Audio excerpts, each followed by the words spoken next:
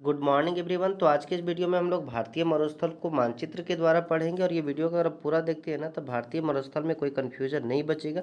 बहुत ही अच्छे से समझ में आने वाले हैं। ये जो वीडियो है ना भूगोल क्लास 9th एनसीईआरटी का चैप्टर 2 है जिसका नाम है भारत का भौतिक स्वरूप।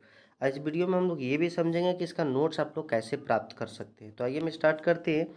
इससे पहले हम लोग इस चैप्टर का 3 वीडियो पढ़ चुके हैं। पहला वीडियो में हम लोग हिमालय पर्वत को इसी तरह से मानचित्र से डिटेल से पढ़े थे। दूसरा उत्तरी मैदान के बारे में और तीसरा हम लोग प्रायद्वीपीय पठार के बारे में हम लोग अध्ययन कर चुके हैं। आज का ये वीडियो है ना हम लोग भारतीय मरुस्थल के बारे में पढ़ेंगे। किसके बारे में पढ़ेंगे? भारतीय मरुस्थल के बारे में पढ़ेंगे। तो आइए हम स्टार्ट करते हैं भारतीय मरुस्थल। तो देखिए यहाँ सबसे पहले जो है ना यहाँ पे एक मैप दिया गया है। इसमें ये दिखा गया है कि भारतीय मरुस्थल का विस्तार कहाँ पे है। तो यहाँ पे हिमालय पर्वत देखिए सबसे ऊपर में उत्तर दिशा में ये पूरा कौन सा पर्वत है? ये ऊपर वाला ये जो दिख रहा है ये हिमालय पर्वत है। ये बीच में दिख रहा है ना ये उत्तरी मैदान है। इसके नीचे ये प्रायद्वीपीय पठार है। आज के टॉपिक जो है ना ये भारतीय मरुस्थल। ये भारतीय मरुस्थल का विस्तार मेनली जो है ना राजस्थान एवं गुजरात राज्य में। गुजरात के ये जो ऊपर वाला रीजन है ना ये पूरा मरुस्थलीय इलाका है। इसके अलावा इसका तटवर्ती राज्य जितना भी है, जितना ये सटा हुआ अगल बगल में जितना भी राज्य है वहाँ भी कुछ मरुस्थल, लेकिन मेनली इसका विस्तार राजस्थान में। तो आइए हम स्टार्ट करते हैं मरुस्थल के बारे में। सबसे पहले जो है ना मरुस्थल के बारे में पहला पॉइंट क्या याद रखना है कि ये मरुस्थल जो है ना मरुस्थल में वैसा भूमि होता है ना जहाँ पे ज़्यादातर बालू ही बालू दिखाई दे। यहाँ पे वर्षा जो है ना बहुत ही कम होता है। वर्षा कितना होता है? तो ये वर्षा का जो मेजरमेंट होता है ना वो रेन गेज से मापा जाता है। रेन गेज क्या होता है?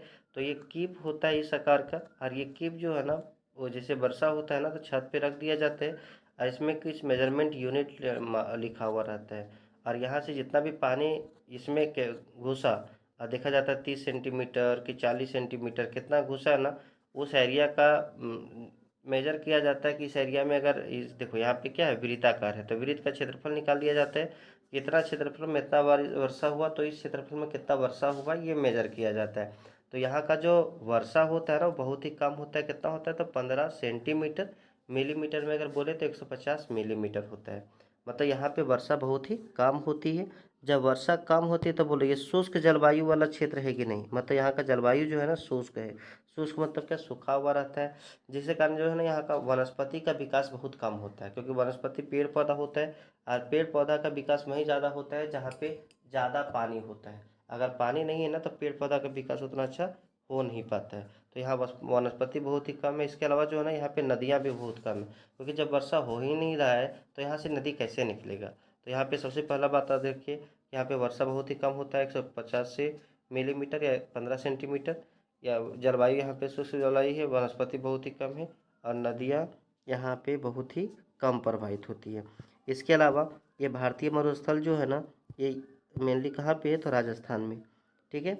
यहाँ पे एक पर्वत दिख रहा है आप लोग को, ये है अरावली पर्वत। कौन सा पर्वत है? अरावली पर्वत। तो इसका अगला मैप हम लोग देखते हैं, ये है। इसमें देखो ये क्या दिखाया गया है? तो ये अरावली पर्वत को दिखाया गया है।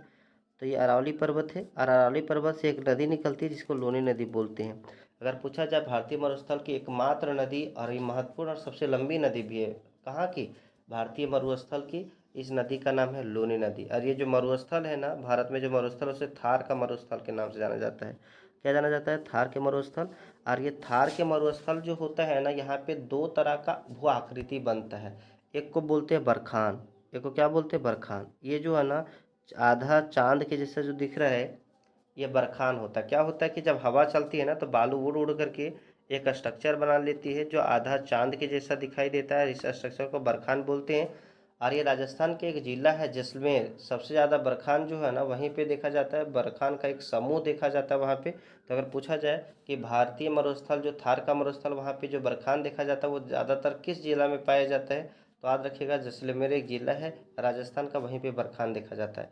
इसके अलावा यहाँ पे तरंग के जैसा मैदान बन जाता है। तरंग के जैसा मतलब इस तरह जो है ना तरंग रूप में जो है ना बालू जमा हो जाता है जिसको तरंगित मैदान बोलते हैं। यहाँ पे दिखाया गया है ये जो मैदान दिख रहा है ना ये क्या है? तरंगित मैदान है। तो ये था भारतीय मरुस्थल। अब अगला वीडियो में हम लोग जो है ना पढ़ेंगे तटीय मैदान के बारे में। तटीय मैदान के बारे में भी बहुत ही अच्छा से पढ़ेंगे, बहुत ही अच्छा डिटेल से अध्ययन करेंगे।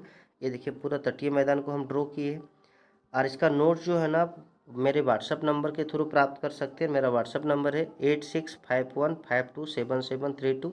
अगर वीडियो अच्छा लगा होगा तो सब्सक्राइब जरूर कर लीजिएगा, ताकि जैसे ही अगला वीडियो हम अपलोड करें सबसे पहले नोटिफिकेशन आपके पास पहुँचे।